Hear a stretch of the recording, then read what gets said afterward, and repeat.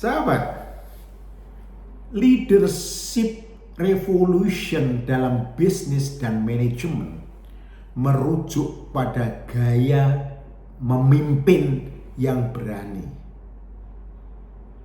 Gaya memimpin yang berani itu nomor satu adalah berani mendobrak aturan lama yang tidak produktif. Berani menantang status quo yang tidak membuat perusahaan produktif.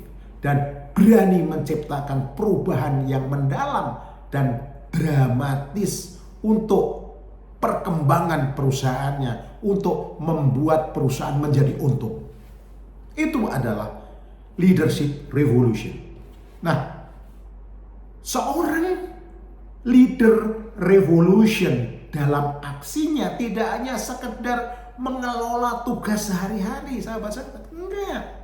Seorang pemimpin revolusioner atau leader revolution itu menginspirasi visi bersama, memberdayakan orang lain, mentransformasi organisasi dari akarnya sebagai penyebab kenapa perusahaan tidak produktif, kenapa perusahaan tidak untung, kenapa perusahaan rugi.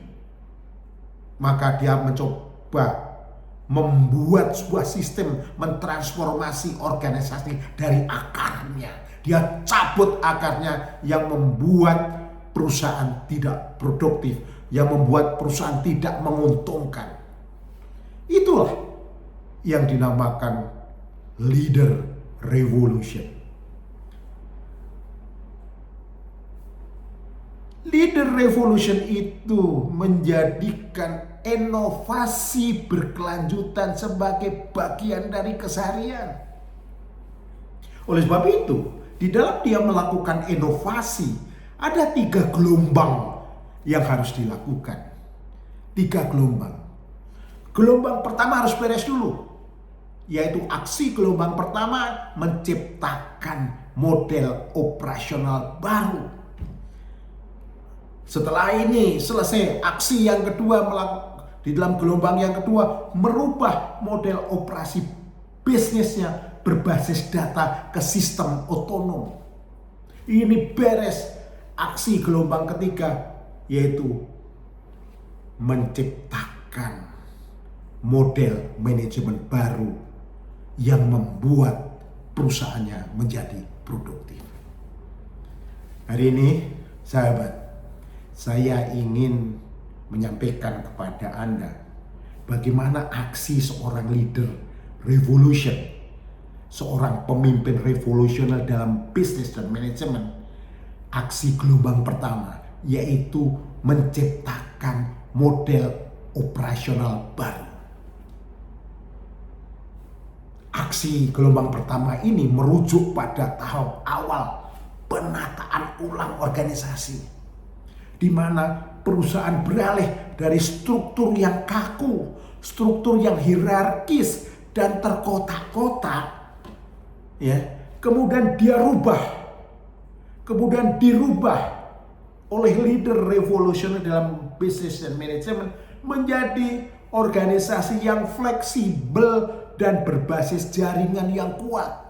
Fleksibel dan berbasis jaringan yang kuat, itu aksi gelombang pertama yang harus dilakukan. Kemudian pengambilan keputusan yang terdesentralisasi. Kemudian mendorong tim produk yang berorientasi pada hasil dan dirancang untuk menghadapi disrupsi pasar modern. Itu adalah arsitekturnya organisasi baru untuk menciptakan model operasional bisnis baru. Menciptakan model operasional bisnis baru. Nah, bagaimana karakteristiknya yang harus dilakukan oleh seorang leader revolusioner, seorang pemimpin revolusioner di dalam bisnis dan manajemen? Pertama, dia harus mampu merubah dari hierarki ke jaringan yang kuat.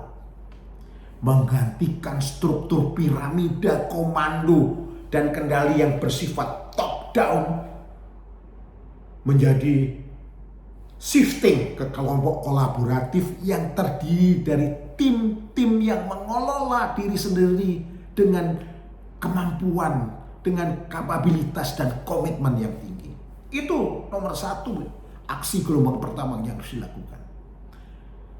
Yang kedua adalah dia mampu mendorong hasil akhir atau outcome di atas output, yaitu mengalihkan fokus pendanaan, budgeting, dan metrik dari sekedar melacak aktivitas yang biasa, ya, menjadi penyediaan nilai yang terstruktur bagi pelanggan dan bisnis. Jadi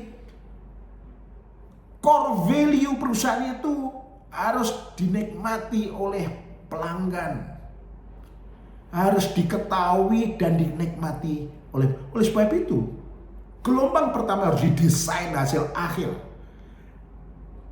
outcome-nya itu di atas output, di atas rata-rata, out of the box aksi yang harus dilakukan.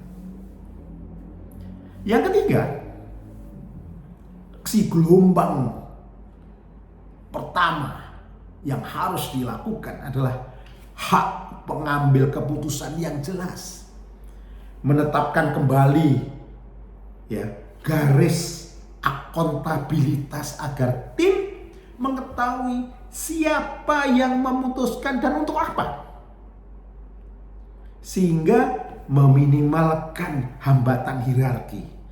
Hierarkinya coba dihilangkan. Kuncinya hanya satu, bahwa orang-orang Anda harus memiliki kompeten dan komitmen. Aksi yang keempat, karakteristiknya adalah integrasi modular.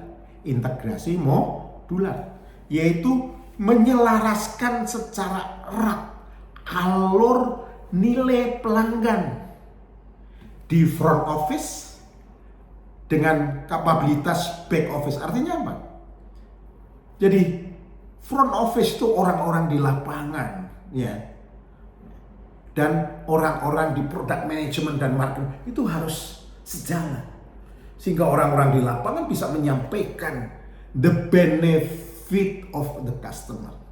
Karena customer itu tidak membeli produk, tetapi customer adalah membeli manfaatnya produk. Jadi aksi gelombang pertama ini menciptakan model operasional bisnis baru.